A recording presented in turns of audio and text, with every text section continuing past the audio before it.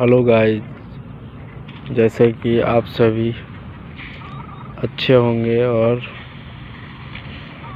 आप सभी को हम दिखाते हैं कि बंगाल में 12 बिसा बोला जाता है।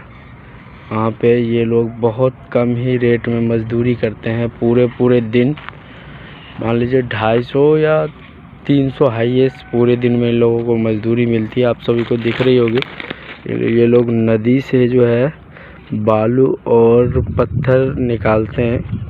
आगे ये देखिए नाव में जो है लोग नाव से भी निकालते हैं। यहाँ आपको साफ दिख रहा होगा, ये नाव है। बाकी ये लोग